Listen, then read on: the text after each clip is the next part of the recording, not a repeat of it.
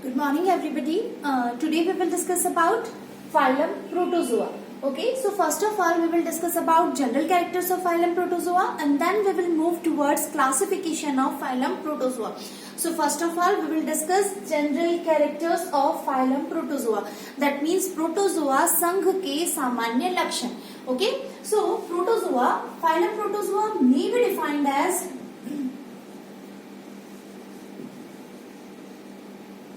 phylum Protozoa defined as group of animals,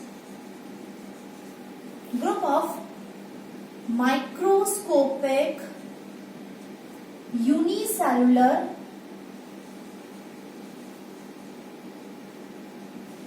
animals without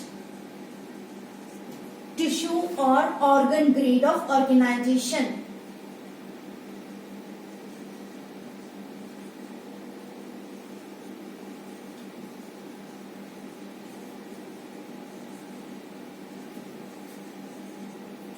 okay, so जो phylum protozoa के animals होते हैं उन्हें किस तरह से डिफाइन किया जा सकता है?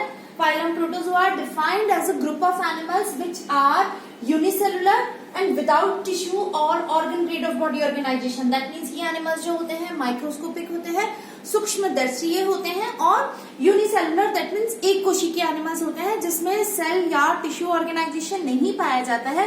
Simple protoplasmic grade of body organization जो है वो इनके अंदर पाया जाता है. अब हम वन बाय वन करके इनके कैरेक्टर्स जो हैं उनको डिस्कस करते हैं.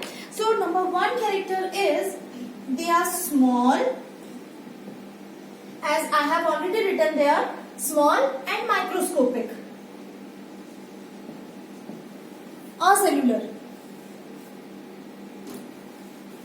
small microscopic unicellular animals. So phylum Protozoa के अंदर किस तरह के एनिमल पाए जाते हैं? स्मॉल दैट मीन्स छोटे, माइक्रोस्कोपिक दैट मीन्स सूक्ष्मदर्शीय, मतलब बिना माइक्रोस्कोप के हम इन्हें नहीं देख सकते. We can not see without microscope, है ना. नेकेड आई से हम इन्हें नहीं देख सकते हैं, हमें माइक्रोस्कोप की जरूरत पड़ती है. और साथ के साथ ये यूनिसेलुलर या सिंगल सेलुलर एनिमल होते हैं, एक कोशिकीय एनिमल्स जो हैं ये होते हैं. Simplest and most primitive of all animal. Second लक्षण क्या होगा? simplest and most primitive of all animals with protoplasmic grade of body organization, with protoplasmic grade of organization.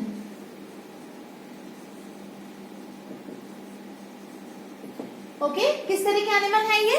Microscopic है, सिंगल सेलुलर है, और दूसरा चीज सिंपलेस्ट, बहुत सिंपल से एनिमल है, या यूं कहे बहुत प्रिमिटिव है. अगर एनिमल ग्रुप की बात मैं अगर करती हूँ तो प्रोटोजोआ जो है वो सबसे पहला ग्रुप ऐसा है एनिमल्स का जो बहुत ही सरल प्रकार के एनिमल है, एक कोशिकीय एनिमल है, और जिनके अंदर क्या पाया जाता है? Protoplasmic grade of body organization. That means उस एक कोशिका के द्वारा ही सारे कार्य किए जाते हैं, कार्य का विभाजन नहीं पाया जाता है. इसीलिए ये एनिमल ग्रुप के अंदर सबसे सिंपल, सबसे सरल प्रकार के एनिमल्स का ग्रुप होता है फाइलम प्रोटोजोआ के एनिमल्स का. थर्ड देखिए, बॉडी जो है, बॉडी कैसी होगी इनकी? बॉडी यूनिसेलुलर विथ वन और मोर न्यूक्लियई, है ना. शरीर एक कोशिकीय होगा जिसमें एक या एक से अधिक न्यूक्लियई दैट मीन्स केंद्रक पाए जाएंगे. ठीक है, समझ में आया? बॉडी कैसी होगी इनकी? यूनिसेलुलर, एक कोशिकीय होगी जिसमें एक या एक से अधिक केंद्रक जो हैं वो पाए जाएंगे इनके अंदर. ठीक है, दे मे बी सॉलिटरी और फॉर्मिंग लूज कॉलोनीज. देखिए, सॉलिटरी का मतलब एकल, यानी ये जो प्रोटोजोआ संघ के एनिमल हैं वो एकल रह सकते हैं, अकेले रह सकते हैं, या कॉलोनी दैट मीन्स ग्रुप या समूह में पाए जा सकते हैं ये एनिमल. ठीक है, कैसे एनिमल होंगे? जो फाइलम प्रोटोजोआ के एनिमल हैं वो किस तरह के होंगे? या तो अकेले रहेंगे, एकल पाए जा सकते हैं या फिर कॉलोनी के अंदर पाए जा सकते हैं, दैट मीन्स ग्रुप में पाए जा सकते हैं। ठीक है, सॉलिटरी का मतलब होगा एकल। तो यहां तक समझ में आया आप लोगों को? पहला लक्षण क्या है? सूक्ष्मदर्शीय होते हैं, एसेलुलर होते हैं, एक कोशिकीय होते हैं, सिंपलेस्ट है, सबसे सरल प्रकार के एनिमल ग्रुप के अंदर सबसे सरल प्रकार के एनिमल्स जो हैं वो फाइलम प्रोटोजोआ के होते हैं। इनमें protoplasmic grade of body organization जो है वो पाया जाता है। बॉडी यूनिसेलुलर है जिसमें एक या एक से अधिक केंद्रक जो है वो पाए जा सकते हैं, और सॉलिटरी अकेले रह सकते हैं या छोटे छोटे लूज ग्रुप के अंदर पाए जा सकते हैं।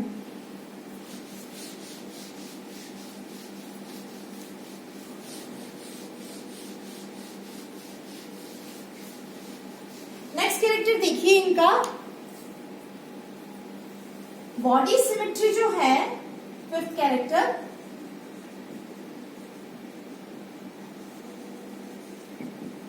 मे बी रेडियल,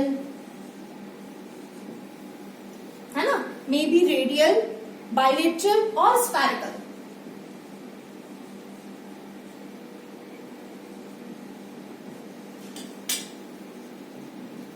ठीक है, सममिति कैसे पाई जाएगी? या तो इसके अंदर अरीय सममिति पाई जाएगी, या द्विपार्श्व सममिति पाई जाएगी, या फिर स्फेरिकल सममिति जो है वो इनके अंदर पाई जाती है। स्फेरिकल दैट मीन्स राउंड वाला, है ना। तो सममिति जो है वो अलग अलग प्रोटोजोआ के एनिमल्स के हिसाब से अलग अलग प्रकार की होगी। किसमें अरीय सममिति पाई जाएगी, किसी में द्विपार्श्व सममिति पाई जाएगी, और किसी में स्फेरिकल सममिति जो है वो पाई जाएगी। बॉडी नेकेड और bound by pellicle.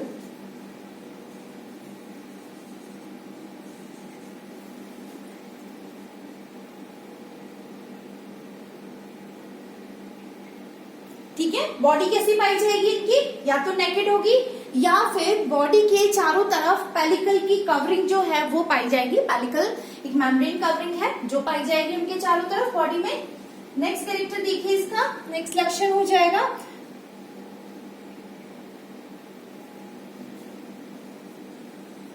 Body form usually constant, body form usually constant, varied in some form or changing। ठीक है, बॉडी का जो आकार है, body form that means body का आकार जो है वो कुछ प्रोटोजोन्स के अंदर कांस्टेंट होगा, कुछ के अंदर बदलता रहेगा। फॉर एग्जाम्पल कांस्टेंट जो है पैरामीशियम जो होता है वो हमेशा इसी शेप का पाया जाएगा, है ना। ये पैरामीशियम बनाया है हमने, पैरामीशियम एक प्रोटोजोआ है। तो देखिए इसका शेप जो होगा वो हमेशा ऐसा ही होगा। ठीक है, तो दैट मीन्स इसका आकार जो है वो कांस्टेंट है, बदलता नहीं है। लेकिन जो अमीबा है उसका आकार बदलता रहता है। ये इस तरह का अमीबा है, this is paramecium and this is amoeba. Amoeba का शेप जो है वो बदल सकता है इस तरह से, तो इसका आकार तो कांस्टेंट रहेगा, कांस्टेंट शेप, जबकि इसका आकार जो है वो वेरिएबल होता है, बदलता रहता है। ठीक है, तो दोनों तरह की सिचुएशन मिलेगी। कुछ एनिमल्स के अंदर तो बॉडी का आकार जो है वो कांस्टेंट रहेगा, शेप कांस्टेंट रहेगा, लेकिन कुछ के अंदर जो है वो वेरिएबल होगा।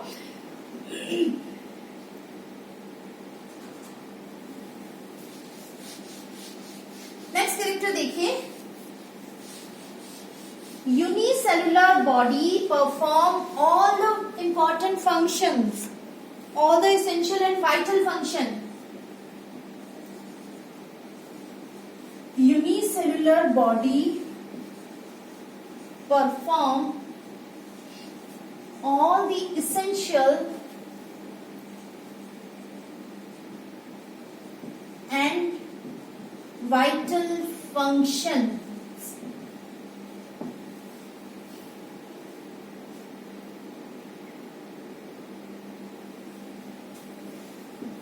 That means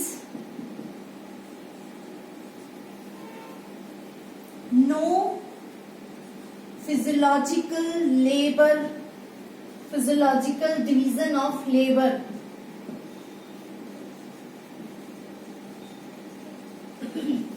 क्या बताया मैंने आप लोगों को कि उस जो इनकी यूनिसेलुलर बॉडी होती है प्रोटोजोआ फाइलम के एनिमल्स की, वो उस एक कोशिका के द्वारा ही सारे कार्य किए जाते हैं। फॉर एग्जांपल आपको मैं समझाऊं, वापस से देखिए, दिस इज पैरामीशियम, ये पैरामीशियम सॉरी अमीबा है ये। तो इस अमीबा की इस सिंगल सेलुलर कोशिका के द्वारा ही सारे जरूरी और आवश्यक वाइटल का मतलब क्या होगा, जो बॉडी को सरवाइव करने के लिए या जो एनिमल को सरवाइव करने के लिए जरूरी होते हैं, वह सारे कार्य इसी कोशिका के द्वारा किए जाएंगे। दैट मीन्स रेस्पिरेशन, श्वसन का कार्य भी इसी कोशिका के द्वारा किया जाएगा, उत्सर्जन का कार्य भी इसी कोशिका के द्वारा किया जाएगा, खाने का काम, पाचन का काम वो भी इसी से किया जाएगा, परिसंचरण का काम भी इसी से किया जाएगा। दैट मीन्स अलग अलग कार्य को करने के लिए इनके पास न तो अलग अलग सेल्स होती है, न ही अलग अलग ऑर्गन्स पाए जाते हैं। और अगर मैं हमारी बात करूं तो हमारे अंदर क्या होता है, हमारे अंदर श्वसन करने के लिए श्वसन तंत्र पाया जा रहा है, इसी तरह से परिसंचरण के लिए परिसंचरण तंत्र यानी सर्कुलेटरी सिस्टम पाया जा रहा है, उसी तरह से एक्सक्रीशन यानी उत्सर्जन के लिए उत्सर्जी तंत्र पाया जा रहा है, प्रजनन के लिए प्रजनन तंत्र पाया जा रहा है। दैट मीन्स क्या है, हर कार्य को करने के लिए अलग अलग ऑर्गन्स हैं, अलग अलग सिस्टम्स हैं। दैट मीन्स हमारे अंदर कार्य का विभाजन जो है वो प्रॉपरली पाया जाता है। अब यहाँ पे कार्य का विभाजन नहीं पाया जाता है क्योंकि एक कोशिकीय एनिमल है, बहुत सिंपल एनिमल है, तो इसी कोशिका के द्वारा सारे कार्य किए जाएंगे। हम बात कर रहे थे सपोज रेस्पिरेशन की, तो रेस्पिरेशन में देखिए पानी में रहता है, ये सराउंडिंग क्या रहेगी अमीबा की, पानी में रहेगा, तो ऑक्सीजन का कंसंट्रेशन बाहर ज्यादा होगा और CO2 का कंसंट्रेशन कम होगा, जबकि इनसाइड यानी साइटोप्लाज्म में ऑक्सीजन का कंसंट्रेशन तो कम होगा और CO2 का कंसंट्रेशन ज्यादा होगा। तो यहाँ पे क्या होगा, गैसेस का डिफ्यूजन होगा, विसरण होगा, movement of molecule from its higher concentration to its lowest concentration, this is called diffusion. तो इस तरह से डिफ्यूजन के द्वारा रेस्पिरेशन हो जाएगा, ठीक है। तो ये इस कोशिका के द्वारा ही रेस्पिरेशन यानी श्वसन का कार्य कर लिया गया, ठीक है। दूसरा अगर मैं बात करूं तो इसी कोशिका के द्वारा खाने का कार्य कैसे किया जाएगा, सपोज यहाँ फूड पार्टिकल है, तो ये क्या करेगा, इसके चारों तरफ सूडोपोडिया बनाएगा, यानी कि हिंदी में इसे बोलते हैं कूटपाद बनाएगा। और कैसे करेगा, ये इसका शेप थोड़ा सा चेंज हो जाएगा और इस तरह से ये इस खाने को अंदर ले लेगा, ठीक है। खाने को अंदर ले लिया इसने और क्या बना लिया, फूड वैक्यूल, खाद्य धानी जिसे आप बोलोगे, है ना। तो ये फूड वैक्यूल का निर्माण हो जाएगा। फिर इस फूड वैक्यूल के साथ इस खाने का पाचन होना जरूरी है, तो यहाँ पे क्या होगा, लाइसोसोम आके जुड़ जाएंगे इसके साथ। कौन आके जुड़ेगा, लाइसोसोम आके जुड़ गए और उन लाइसोसोम ने अपना डाइजेस्टिव जूसेस जो हैं वो इसके अंदर पोर कर दिए। तो अब इन लाइसोसोम के जो एंजाइम हैं उनकी उपस्थिति में इस खाने का पाचन होगा, और पाचन होने के बाद यानी कि क्या होगा, ये छोटे छोटे इस तरह से उसमें ब्रेक हो जाएगा खाना, एंड देन जो पाचित भोजन होगा वो अवशोषित होता जाएगा। फिर खाना क्योंकि अवशोषित होता जा रहा है तो इस फूड वैक्यूल का साइज जो है वो छोटा होता जाएगा, एंड देन फाइनली क्या होगा, जो वेस्ट प्रोडक्ट है वो बाहर डिस्चार्ज कर दिया जाएगा। तो आप देखो इसी कोशिका के द्वारा क्या किया जा रहा है, पाचन का कार्य किया जा रहा है, और साथ के साथ उस पचित भोजन को साइटोप्लाज्म में भी डिफ्यूज किया जा रहा है। जैसे जैसे खाना पचता जाता है वो बाहर एब्जॉर्ब होता जा रहा है। तो मतलब पाचन हुआ और अवशोषण भी हुआ, है ना, एब्जॉर्प्शन भी हुआ उस डाइजेस्टेड फूड का, और बाद में जो वेस्ट प्रोडक्ट वाली वैक्यूल बनी उसने जाके प्लाज्मा मेम्ब्रेन पे अटैच होके उसको ब्रस्ट होके वहां से उसको वेस्ट प्रोडक्ट को भी बाहर निकाल दिया। दैट मीन्स उत्सर्जन भी हो रहा है। तो आप क्या समझ रहे हो इससे कि इसी कोशिका के द्वारा सारे कार्य जो है वो किए जाएंगे, ठीक है। ओके, नेक्स्ट बात करते हैं लोकोमोटरी ऑर्गेनेल्स के बारे में।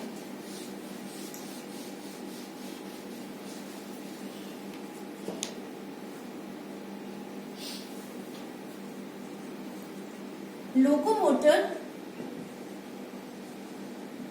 Organelles are of different type. गति के लिए अलग अलग प्रकार के लोकोमोटरी ऑर्गन पाए जाते हैं। फॉर एग्जाम्पल कौन कौन से पाए जाएंगे आप देखिए, फिंगर लाइक सूडोपोडिया,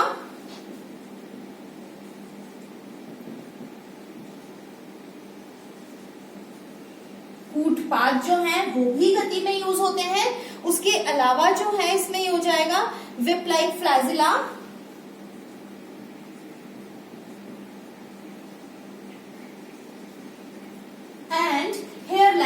सीलिया। तीन अलग अलग प्रकार के जो हैं इसमें पाए जा रहे हैं लोकोमोटरी ऑर्गेनेलीज। कौन कौन से हैं? लोकोमोशन के लिए मतलब गति के लिए तीन अलग अलग प्रकार के अंग पाए जाते हैं, या तो सूडोपोडिया पाया जाएगा, या फ्लैजिला पाया जाएगा, या सीलिया पाया जाएगा। देखिए मैं एक बना लेती हूँ, आपको क्लियर हो जाएगा। ये तो हो गया अमीबा के अंदर पाया जाने वाला सूडोपोडिया, ठीक है। फिर आता है फ्लैजिला। फ्लैजिला देखिए किसमें पाया जाएगा? जो युग्लिना होता है उसके अंदर फ्लैजिला पाया जाएगा।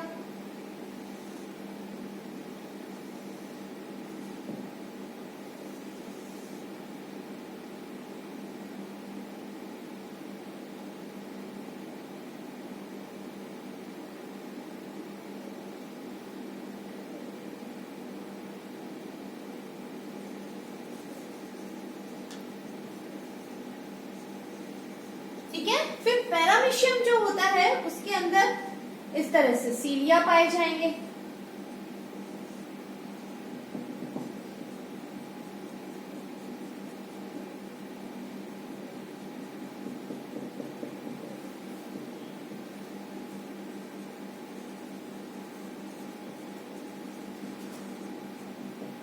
ओके, तो आप देखिए क्या देख रहे हैं हम लोग कि लोकोमोशन के लिए अलग अलग प्रकार के ऑर्गेनेलीज पाए जा रहे हैं। फॉर एग्जांपल अगर अमीबा है तो उसमें सूडोपोडिया के द्वारा लोकोमोशन होगा, गति होगी। युग्लिना है तो उसमें फ्लैजिला के द्वारा गति का कार्य होता है। पैरामीशियम है तो उसमें सीलिया के द्वारा। तो इट मींस तीन अलग अलग प्रकार के लोकोमोटरी ऑर्गेनेलीज जो है वो पाए जाते हैं, या तो सूडोपोडिया कूटपाद पाया जाएगा, या फ्लैजिला पाया जाएगा, या सीलिया जो है वो पाए जाएंगे। ठीक है, इस तरह से।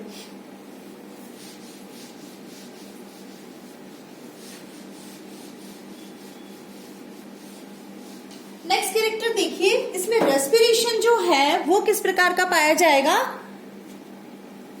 चलिए आज के लिए इतना ही, और जो फर्दर कैरेक्टर है वो हम लोग नेक्स्ट क्लास में डिस्कस करेंगे।